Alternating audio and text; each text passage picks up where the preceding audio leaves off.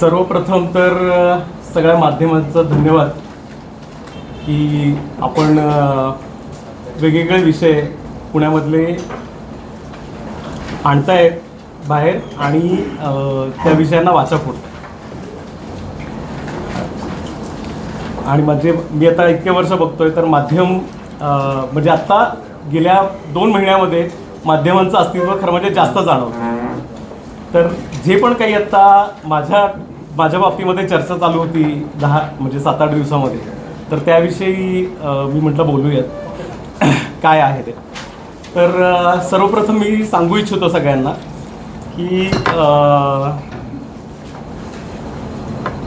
आत्ता जो आरोप झाला माझ्यावरती सर्व माध्यमांमधून आणि सगळ्या ठिकाणाहून, तो असा होता की अमेडिया कंपनी आणि मी कोणता तरी व्यवहार केला आहे किंवा पार्थ पवार, कोमल तेजवानी, शीतल तेजवानी आणि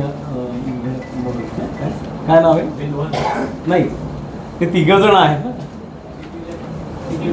दिग्विजय, हां दिग्विजय, यांच्याशी मी कोणता तरी व्यवहार केला आहे. पण मी ते दिग्विजय, कोमल, पार्थ असे हे सगळेजण आहेत, यांना माझ्या आयुष्यात कधीही भेटलेलो नाही आहे. मी त्यांना समोरासमोर पण कधी बघितलेलं नाही आहे. माझा त्यांचा 1 रुपयाचाही आर्थिक व्यवहार नाही आहे आणि त्यांच्याशी माझा कोणताही व्यावहारिक संबंध नाही आहे.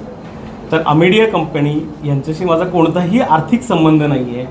निव्वळ प्रशासनाच्या गैरसमजुतीतून आणि बाकी काही असेल त्याच्यातून हा आरोप करण्यात आला आहे आणि माझं नाव नाहक त्या प्रकरणामध्ये गुंतवण्यात आलं आहे. त्याचा मला अनेक दिवस त्रास पण होतो.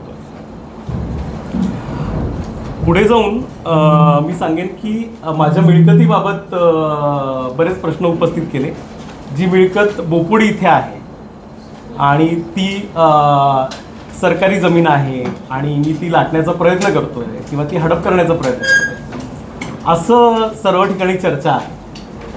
तर मी आता तुमच्याकडे एक सेट दिला आहे पेपरचा आणि इथे दाखवतो मी की या सेटमध्ये की 1775चं दस्त आहे किंवा त्या आधीपासून मोडी लिपीतलं दस्त आहे.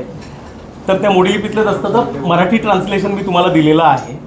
ही जागा पेशवे काळापासून विद्वंस माझ्या शेजारी बसलेले आहेत, हे ओनर आहेत जागेचे. त्यांचं अजून एक आहे की त्या मीडियामध्ये त्यांचं नाव जे आहे ते विद्वांस असं यायला पाहिजे प्रिंट आणि एच नाहीये, विद्वांस नाहीये, विद्वांस आहे, विद्वान पंडित, विद्वांस नाहीये. तर विद्वांस असं त्यांचं नाव आहे. तर त्यांना पेशव्यांनी दिलेली जमीन आहे. व्हेरी एज्युकेटेड फॅमिली आणि समाजाप्रती बांधील असणारी फॅमिली आहे. नाहक त्यांना या प्रकरणामुळे त्रास पण झाला आहे. म्हणजे मला पण त्याचं फार वाईट वाटतं आहे. म्हणून मी त्यांना म्हटलं आज तुम्ही या, आमचे फारच जिव्हाळ्याचे संबंध आहेत. ते विकणारे आणि मी घेणारा असलो तरीसुद्धा हे तुम्हाला सांगायचं आहे. तर पेशवे काळापासून ही मिळकत आहे. त्या मिळकतीचे हे डॉक्युमेंट आहे पेशवे काळापासून, बरोबर. मोडी लिपीतला आहे. सगळ्यांकडे एक कॉपी आहे. मी अजून लागेल तर देतो सगळ्यांना कॉपी. सेकंडली परवा खडसे साहेबांनी सांगितलं की जोपर्यंत पुरुष संतती आहे तोपर्यंतच ही जागा विद्वांसाची आहे. तर पुरुष संतती तुमच्या समोर आहे. त्याला वेगळं काही सांगायची गरज नाही. तर त्याच्या पुढे जाऊन 1775 नंतर वेळोवेळी तुम्हाला मोडी लिपीमध्ये त्याचे रेकॉर्ड सापडतील. त्यानंतर इंग्रजांनी पीटर डॉड कमिशन असं एक स्थापन केलं. पीटर डॉड कमिशनच्या अंतर्गत याचा एक ॲलिनेशन उतारा आहे. तो ॲलिनेशन उतारा जो आहे तो 1886चा आहे. 1886चा ॲलिनेशन उतारा आहे आणि त्या ॲलिनेशन उतार्यावरती सदर विद्वांस हे इनाम आहेत, इनामदार आहेत, क्लास 2 इनाम आहे, हे असं याच्यामध्ये नमूद आहे. त्यानंतर तुम्हाला 1930 पासून ते आत्ता तक आहे ह्याचं, म्हणजे जोपर्यंत सातबारा चालू होता तोपर्यंत सातबारावरती विद्वांस यांचं नाव आहे आणि शेतकी कॉलेज हे भाडेकरू असं नाव आहे. मुळामध्ये शेतकी कॉलेज हे पण नाव नाही आहे, ॲग्रिकल्चर डेअरी असं नाव होतं, बरोबर. ॲग्रिकल्चर डेअरी असं नाव होतं. शेतकी कॉलेजचा इन्फ्लुएन्स आहे, कारण शेतकी कॉलेज ही संस्था आहे. सगळ्यात पहिलं समजून घ्या, शेतकी कॉलेज हे सरकार नाही आहे, बरोबर. तर ही जागा शेतकी कॉलेजची असं म्हणू शकतात, ते सरकारची आहे असं म्हणू शकत नाही. तर शेतकी कॉलेजचं भाडेकरू म्हणून नाव होतं आणि विद्वांसांचं मालक असं नाव होतं. तर त्याच्यामध्ये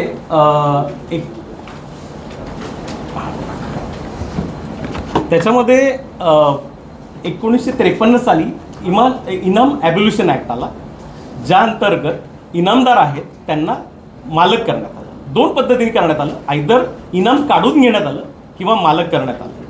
तर ह्यांचं इनाम जे आहे ते काढून घेण्यात आलेलं नाही आहे, ते इनाम कायम ठेवण्यात आलं आहे. त्याचा फेरफार आहे, त्या फेरफारचा नंबर आहे 1578.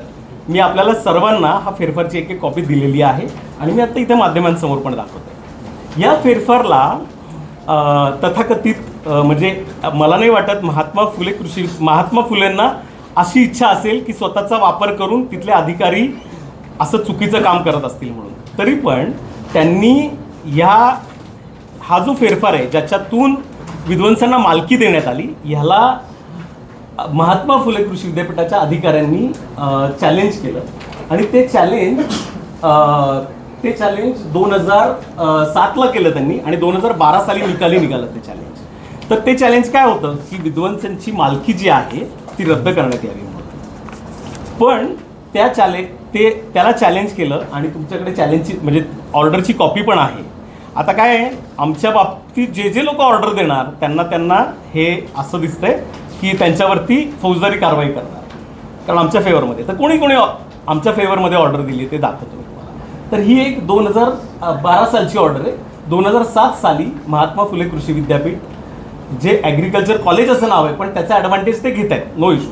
तर त्यांनी चॅलेंज केलं 2007ला आणि 2011ला निर्णय लागला की तुमचं अपील फेटाळण्यात येत आहे.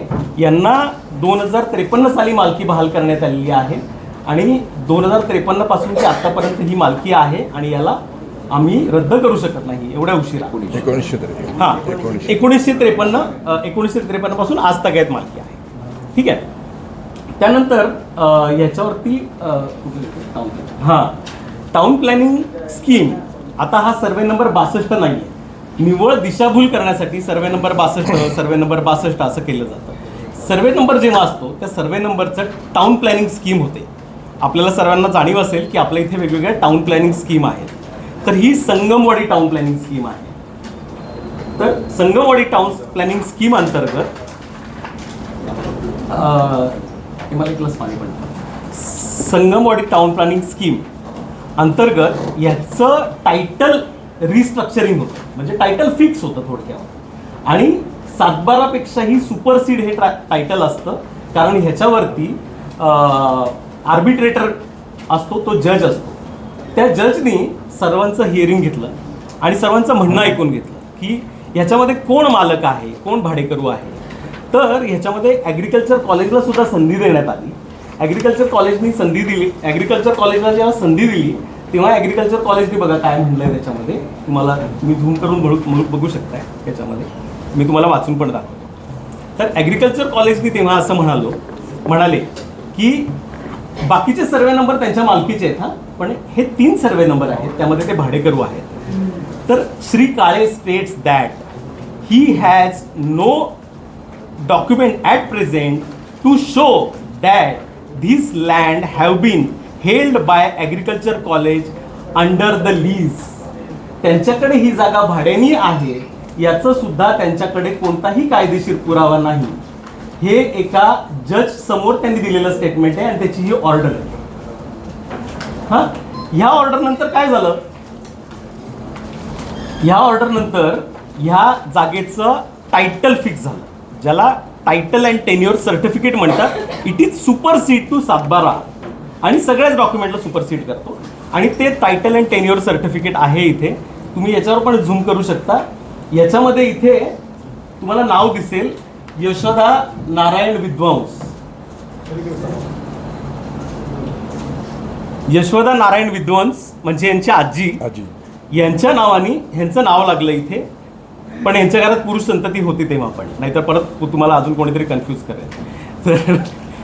तर त्यांचं नाव आहे आणि त्याच्यामध्ये ॲग्रिकल्चर कॉलेज इथे भाडेकरू असं नाव आहे, बरोबर.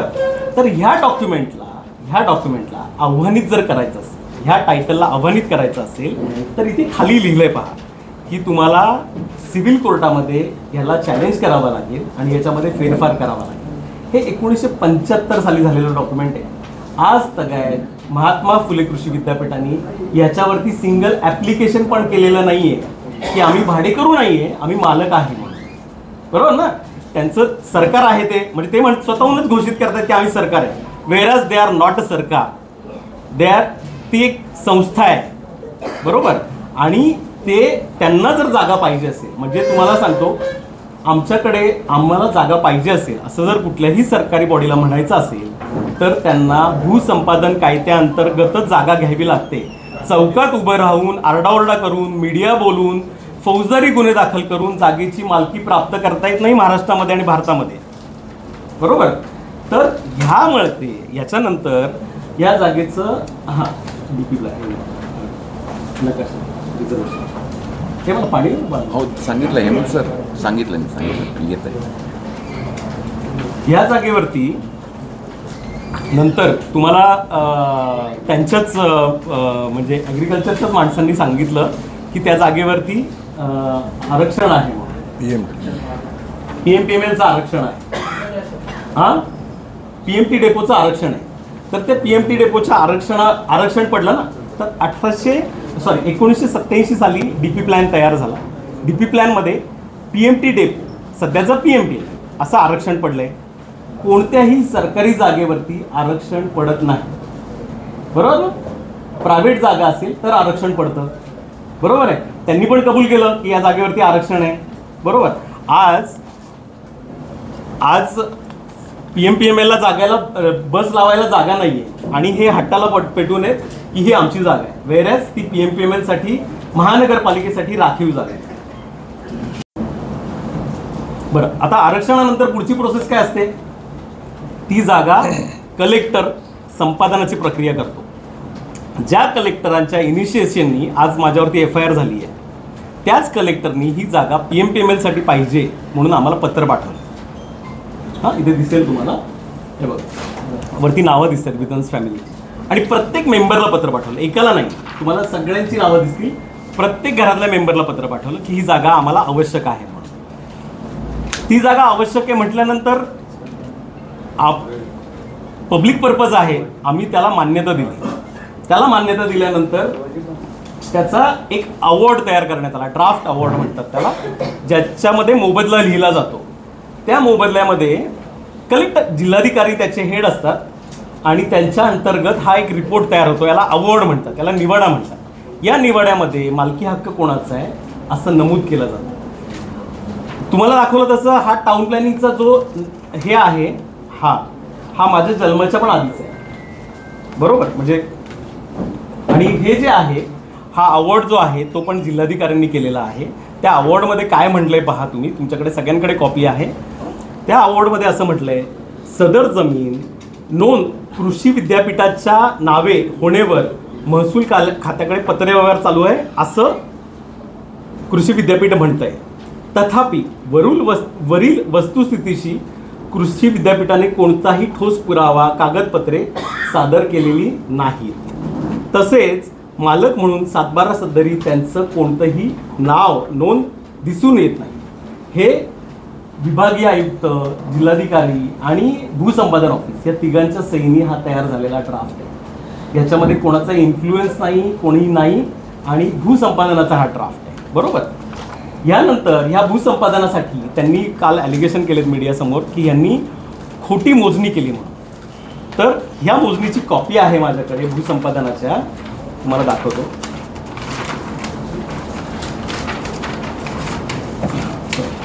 या भूसंपादनाच्या मोजणीची कॉपी आहे. You can zoom here. हां, ठीक आहे, बघतो. तर ही कॉपी आहे. तर ह्या भूसंपादनाच्या कॉपीमध्ये ही मोजणी कोणी केली आहे तर भूसंपादन अधिकारी, कलेक्टर आणि PMPML यांनी संयुक्त केलेली मोजणी आहे. याच्यामध्ये खोटी असण्याचा प्रश्नच नाही. जर खोटी असेल तर त्यांना कोणाकोणावरती गुन्हे दाखल करणारे महात्मा फुले कृषी विद्यापीठ, मी असं पण म्हणत नाही महात्मा फुले कृषी विद्यापीठ गुन्हे दाखल करते. वेस्टेड इंटरेस्ट असलेले काही अधिकारी आणि त्यांच्याशी संलग्न असणारे बाहेरचे ॲक्टिव्हिस्ट नाही आहे, म्हणजे ॲक्टिव्हिस्ट या नावाला धब्बा आहेत हे लोक, ही ब्लॅकमेलर आहेत. जी रवी बराटे बरोबर पूर्वी काम करत होती आणि आता वकील म्हणून समाजामध्ये मिरवतो.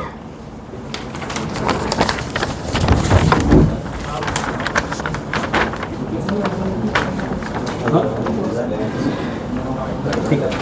आता हे सगळं झाल्यानंतर काय झालं की ह्याच्यामध्ये त्यांचं म्हणणं आहे 7/12वरचं नाव उडवलं, 7/12वरचं नाव उडवलं असं ते सगळीकडे सांगताय, बरोबर ना? किंवा तुम्ही पण सगळीकडे सांगताय की कोण आपले तहसीलदारांनी याचं 7/12वरचं नाव काढलं असा आरोप आहे, बरोबर ना? तर मुळामध्ये सगळ्यांना माहिती असेल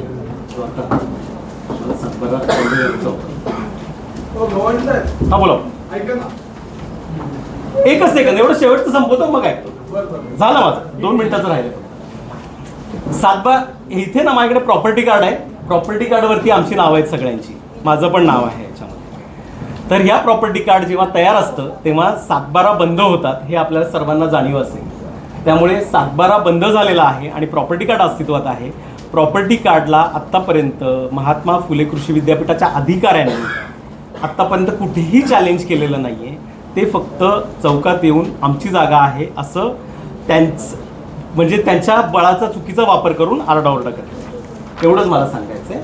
त्यानंतर म्हणजे तेव्हाचे जे महसूल मंत्री होते त्यांनी स्वतः फोन करून आणि स्वतः सांगून याच्यामध्ये राहू दे त्यांनी स्वतः सांगून माझ्यावरती FIR केली. त्यावेळेस FIR केली. त्या FIRच्या मध्ये हायकोर्टाची ऑर्डर आहे. मी याची पण कॉपी तुम्हाला दिली आहे. या हायकोर्टाच्या ऑर्डरमध्ये चुकीचा वापर, स्वतःच्या पदाचा चुकीचा वापर करून माझ्यावरती FIR केली आहे अशी याच्यामध्ये नोंद आहे. आणि त्यांचं मंत्रिपद हे फक्त भोसरी जागेत गेलेलं नसून त्यांनी माझ्यावर केलेली चुकीची FIR आणि भोसरी जागा घोटाळा ह्या अशा दोन गोष्टींमुळे त्यांचं महसूल मंत्रिपद गेलं हे मी तुम्हाला आठवण करून देतो. तर सद्यस्थितीमध्ये मी तुम्हाला इतक्या ऑर्डर दाखवल्या कोणाची. हां, त्यानंतर विभागीय आयुक्तांनी महात्मा फुले कृषी विद्यापीठाने विभागीय आयुक्तांकडे चॅलेंज केलं होतं की हे या जागेचे वारस नाही आहेत, ही जागा आमची आहे आणि यांचं वारस म्हणून नाव नोंदवण्यात येऊ नये. तर विभागीय आयुक्तांनी त्याचा निर्णय दिला आहे आणि यांचं वारस कायम केलेला आहे. त्या निर्णया म्हणजे बघा आत्तापर्यंत जवळजवळ मी तुम्हाला 5 निर्णय सांगितले जे आमच्या फेवरमध्ये आहेत. म्हणजे ज्यांनी यांच्या फेवरमध्ये निर्णय दिले, आमच्या फेवरमध्ये निर्णय दिले, त्यांच्या सगळ्यांवरतीच सध्या प्रशासनाला FIR करावी लागेल असं दिसतं. ठीक आहे. तुमचा आरोप काय नक्की आता?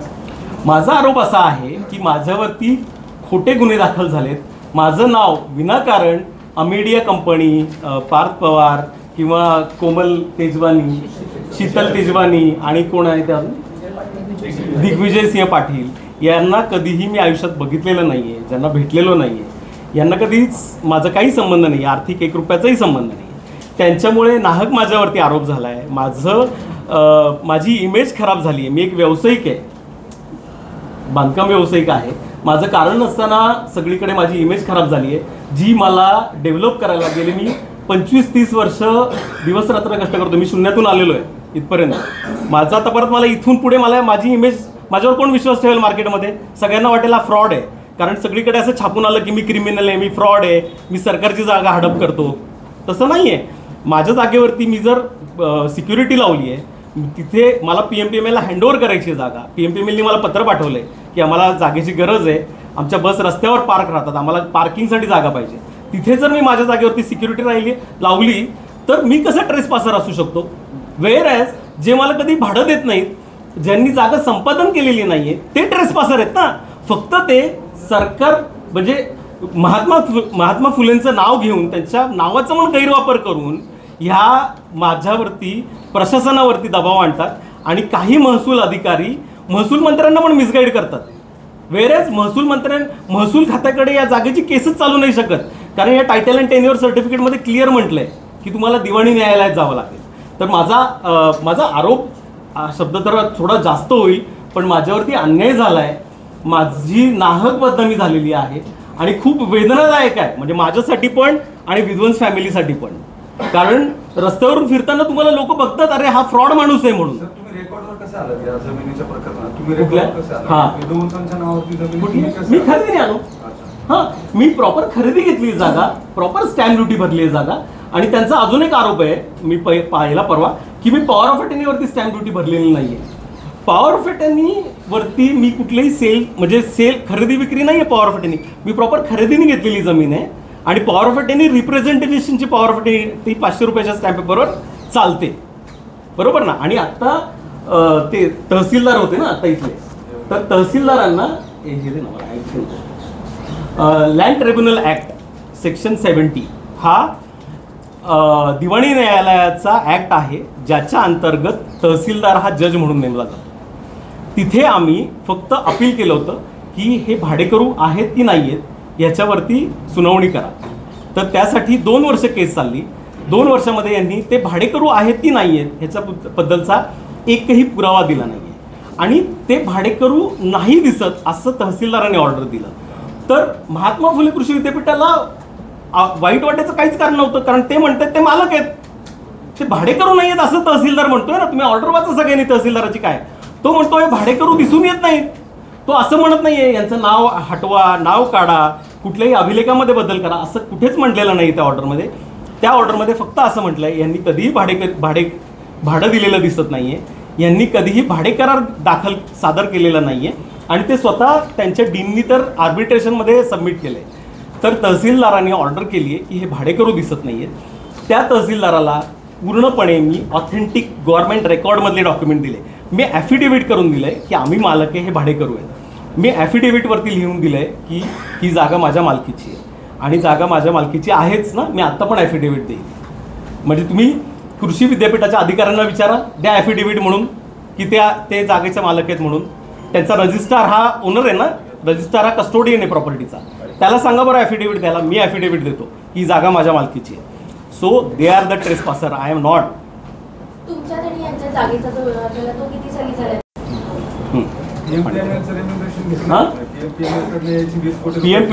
PMPMLनी याच्यामध्ये आम्हाला 20 PMPML नाही, PMT सॉरी PMC होती तेव्हा, त्यांनी आम्हाला 20 कोटी रुपये देऊ केले. तर त्यांनी आम्हाला सांगितलं की तुम्हाला या जागेचा मोबदला आम्ही 20 कोटी रुपये देतो. आम्ही त्याला पण मान्यता दिली होती, पण PMCनेच आम्हाला पत्र दिलं म्हणजे की तुम्ही पैसे घेण्यापेक्षा TDR घ्या.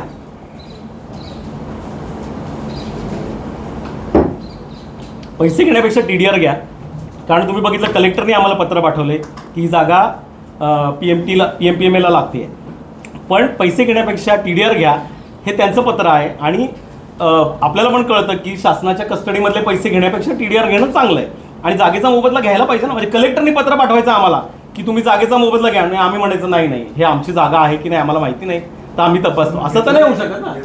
तर तो मोबदला आज तक तुम्ही घेतलेला नाहीये, तसाच तिथे आहे. 1 रुपयाला पण हात लावलेला. TDR साठी काय आपण TDR साठी मी ऍप्लिकेशन केलं. TDR साठी ऍप्लिकेशन केलं. TDR चे ऍप्लिकेशन पूर्ण प्रोसेस झालं. तर सिटी इंजिनियरनी पण त्याला प्रोसेस केली. तर ती प्रोसेस केली, तो काही गुन्हा नाही होत ना. म्हणजे ते सिटी इंजिनियर जे प्रशांत वाघमारे आहेत त्यांनी पण त्याच्यात प्रोसेस केली. म्हणजे प्रोसेस अधिकाऱ्यांनी रेग्युलर प्रोसेस करणं म्हणजे गुन्हा होतो का? का तर कोणीतरी ऍक्टिव्हिस्ट येऊन ओरडतो चौकात येऊन की ही सरकारी जागा आहे, लाटतायत, सरकारी जागा लाटतायत, आणि आमच्यासारख्या व्यावसायिकांना त्याला तुम्ही नसतं तर आम्हाला व्हॉइसच नाही आहे. म्हणजे माध्यमं नसेल तर कोणासमोर बोलायचं आम्ही? तर माध्यमं आहेत म्हणून आमचा आवाज तरी पोचतो ऍटलीस्ट. नाही नाही, TDR सर्टिफिकेशन झालेलं नाहीये. तेव्हाचे जे ऍक्टिव्हिस्ट होते, म्हणजे ऍक्टिव्हिस्ट ऍक्च्युली नाव चुकीचं आहे, ब्लॅकमेलर होते रवी बराटे, त्यांनी नाही नाही नाही सोडा हो, कोणाला ब्लॅकमेल करतात नाही नाही, अन्याय होतो ना. आता कोण करत कधी? आता परवा तर कंप्लेंट का झाली मला माहिती नाही. मीच अभ्यास केला, माझ्यावरती FIR का झाली आहे. मला 1 दिवस पेपर जमवायला लागले सगळे माझे फाईल, आणि मग तुमच्या समोर सादर व्हायला 2 दिवस लागले. माझं 1 मिनिट, आत्ता माझं बोलणं पूर्ण झालेलं आहे. मी माझ्या प्रॉपर्टीचं टायटल दाखवलंय. काही माध्यमांना साईट व्हिजिट करायची, मी साईटवर पण घेऊन जाईल त्यांना जागेवरती. हां, आता तुमचे प्रश्न एक एक करून विचारा, जेणेकरून मी त्याची व्यवस्थित उत्तर देऊ शकेन. तुम्ही म्हणाले काही महसूल अधिकारी आहेत, काही जणांनी पदाचा गैरवापर केला आणि तुमच्यावर गुन्हा दाखल झाला. नेमकं कोण आहे ते लोक? ते गुन्हा कोणी दाखल केला? आता नायब तहसीलदार आहेत. मी त्यांना जाब विचारणारच आहे की कुठल्या कायद्याअंतर्गत माझ्या म्हणजे काय प्रोव्हिजन काय माझ्यावरती गुन्हा दाखल करायची. गुन्हा म्हणजे it is a criminal act ना. मी खोटा पेपर दाखल केलाय किंवा मी फ्रॉडुलंट केलंय, मी खोटं ॲफिडेव्हिट दिलंय, खोटी कागदपत्र दिली आहेत किंवा मी खोटा कायद्याचा वापर केलाय, मी एकही खोटं काम केलेलं नाहीये, तर कशासाठी गुन्हा हे मीच विचारणार आहे कलेक्टरला. आणि ज्या कलेक्टरने मला पत्र दिले ही जागा पाहिजे म्हणून. तुमची 9 जणांवर गुन्हा दाखल झालाय, तुम्ही जागा तुमच्या म्हणता आमेडियामधूनच मग कशी आली? तुमचा वाद तर झाला. आता मला असं वाटतंय की माध्यम आणि महाराष्ट्र दोघांनी पण हुशार आहेत की असं का झालंय. आणि म्हणजे तुम्हाला अनऑफिशियली पण नायब तहसीलदारांनीच गुन्हा दाखल केला असेल तर त्यांनी काय तर चौकशी केली असेल ना. मला कोणी चौकशीला बोलवलेलं तुम्हाला नाही, त्या नाही. जागेत मला असं कळलं रात्री 1:30 वाजता गुन्हा दाखल झाला म्हणून. मला कोणीही विचारलेलं नाहीये की बाबा तुम्ही काय केलं. म्हणजे नॅचरल ऑफ जस्टिस आहे की नाही विचारायचं ना मला. मी फक्त कशी त्याच्यात आली फक्त त्याचं कोण आमेडिया कंपनी त्याच्यात अहो, तुम्ही FIR वाचा. मी तुम्हाला तेच सांगतोय, अमेडिया कंपनी आणि मी यांचा दुरान्वयी संबंध नाहीये. मी 1 रुपयाचा व्यवहार केलेला नाही. माहिती सांगा ना काय ते आले कुठून, इतर हक्कात आले? अहो मला नाही ना माहिती. मला तुम्ही तेच सांगतो, मी तुम्हाला माझे सगळे पेपर दिलेत मी. सरकारी आता त्यांचं काय म्हणणं आहे, मी अमेडियाला तुम्ही तुमचे पेपर दाखवले, त्यांच्याकडे बी असे पुरावे आहेत म्हणून तर ते मध्ये आले ना. गुन्हा दाखल करताना असं मीडिया कंपनी ते कसे आले? नाही अमेडिया कंपनीला मी जमीन विकली असं म्हणणं आहे ना त्यांचं. मग माझं बँक स्टेटमेंट समोर आहे, माझं सगळं समोर आहे. तुमचे जे इतर पार्टनर आहेत विध्वंसपैकी त्यांनी कोणी पॉवर ऑफ अटर्नी नाही काय संबंध. त्या कशा आल्या याच्यामध्ये? अहो नाही आलेत ना, आम्ही कोणालाच काय दिलेलं नाहीये. त्यात गुन्हा दाखल तर त्यांचा दिसतोय ना 9 जणांमध्ये. अहो सर तुम्ही शोधा ना काय मिसगाईड करण्यासाठी का काय आहे ते. मी माझी बाजू मांडतो. तुमची जमीन आहे नाही, मी माझ्या जमिनीच्या टायटल बाबत आणि माझ्या आरोपांबाबत बोललोय. अमेडिया आणि त्याचे पार्टनर्स ते काय करतायत ह्याच्यावरती मी भाष्य करणार नाही. सर त्या प्रकरणात शीतल तेजवानींना कुळमुक्तिदार म्हणून दाखवले FIR मध्ये. त्यांचं तुम्हाला सांगतो की FIR करताना व्यवस्थेने प्रशासनाने अभ्यास करून FIR दाखल करायला पाहिजे ना. आणि ज्यांना घेताय आपण FIR मध्ये त्यांना विचारलं तर पाहिजे. बरं कोणी बाकीचे पळून गेले असतील, मी तर जागेवर आहे ना. मी सगळ्यांना फोनवर अवेलेबल आहे, मला विचारायचं ना. तहसीलदारांच्या निलंबनाची ऑर्डर वरून आली, मुख्यमंत्र्यांकडून हा. आली. सगळं प्रकरण त्यांनी अगोदर बघितलं असेल सगळं त्यात पुण्यामध्ये परत. मला नाही माहिती सर. मीच आश्चर्यचकित आहे हे सगळ्यासाठी का झालंय. म्हणजे माझा थोडा कायद्याचा अभ्यास आहे, पण अशा पद्धतीने क्रिमिनल ऑफेन्स होत नाही कधी. अशा पद्धतीने गुन्हा दाखल होत नाही. बेसिक अभ्यास तर करायला पाहिजे. म्हणजे रात्री 12 वाजता ठरवतात आणि 1:30 वाजता गुन्हा दाखल करायची ही प्रोसेस नसते कधी. त्यानंतर तुम्ही तक्रार दिली का त्यांच्यावर? कोणावरती? मीडिया कंपनी त्यात कशी घुसली? मला तर ते बघा माझ्याकडे कुठलंही आलेलं नाहीये. FIR आली आहे ना. FIR तर काय म्हणजे FIR ती न टिकणारी आहे. स्वतः आता म्हणजे तुम्हाला पण अनऑफिशियली कलेक्टर वगैरे सांगतायत ती FIR चुकीची झाली आहे. फक्त त्या चुकीच्या FIR मध्ये माझी नाहक बदनामी झाली एवढंच मला सांगायचं. तुम्ही जर मूळ मालक असं धरलं हा. आहे, तुम्ही असं म्हणताय, तुमची प्रॉपर्टी शीतल तेजवानींनी विकली अमेडियाला, ऐका ना, तर तुम्ही त्यांच्या विरोधात स्वतः का गुन्हा दाखल करू? माझं काय संबंध गुन्हा दाखल करायचं? कारण नाही झालं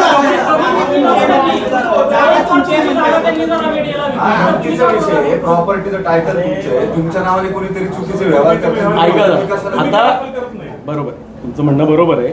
कोणी पण उठेल आणि असलेली कागद खरी हा तुमच्याकडची खरी आहे का तुमच्याकडे? कोणाच्याकडे आहे खरी? कोणाकडची आहे सांगा. बोला. तुम्ही त्या शेतकऱ्यांच्या विरोधात काही भूमिका घेणार आहात का? तुम्ही काही गुन्हा दाखल करणार आहात का? हा एकच प्रश्न आहे ना. हा तुम्ही सगळ्यांच्या विरोधात बदनामीचा गुन्हा दाखल करणार का तुमचा? ऐका मी माझं सगळ्यात महत्त्वाचं म्हणजे गुन्हा माझ्यावर जो दाखल झाला आहे तो रद्द करण्याची माझी आज फर्स्ट प्रायोरिटी आहे. आणि माझी जी बदनामी झाली आहे ती क्लिअर करणं एवढीच आहे. माझ्याबरोबर कायदेशीर कोणाचाही करार नाही आहे किंवा सगळीकडे कोणीतरी सांगितलं की माझा आणि अमेडिया कंपनीचा ॲग्रीमेंट आहे किंवा मी विकली आहे त्यांना. ह्यानी म्हणजे त्यांचा आणि माझा वाद तयार होत नाही आणि मी त्यांच्यावर कुठलाही गुन्हा पण दाखल नाही करू शकतो. कोणी विकली?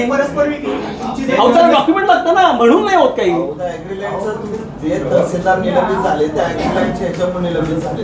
ॲग्रीलँडमध्ये तेच सांगतो मी तुम्हाला. तुम्ही त्यांनी केलेली ऑर्डर वाचा. कोणी तहसीलदारांचं निलंबन कशासाठी आहे? ॲग्रिकल्चर लँडच्या निर्णयासाठी ना.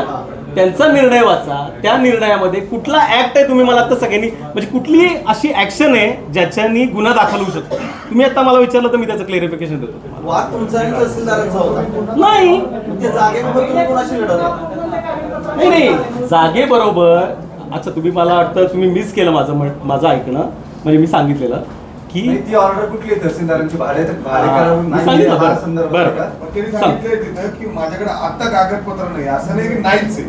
कोण? ऑर्डर मध्ये बघा एकदा त्यांनी तुम्ही सांगताय नाही ऑर्डर. हो हो आता नाही ना मग आता पण द्यायला पाहिजेत ना.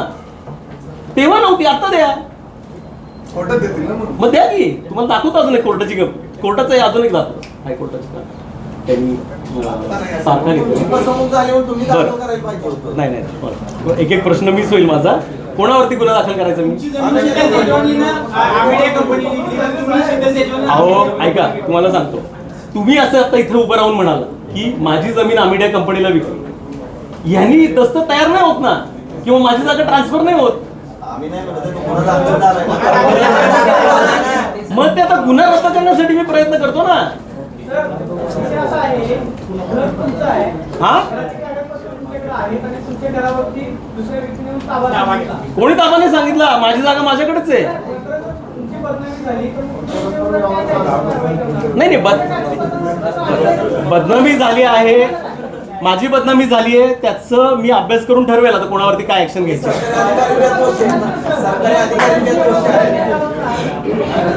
सरकारी अधिकारी पण यात दोषी आहेत. सरकारी अधिकारी बघा ज्यांनी चुकीचा ऍक्ट केलाय माझ्या अगेन्स्ट अभ्यास न करता माझं काय म्हणणं नाहीये त्यांनी करायला नाही पाहिजे. त्यांनी गुन्हा दाखल केला तरी काय हरकत नाही. कुणी केला ते पण सांगा. दिलं ना नायब तहसीलदारांनी गुन्हा दाखल केला.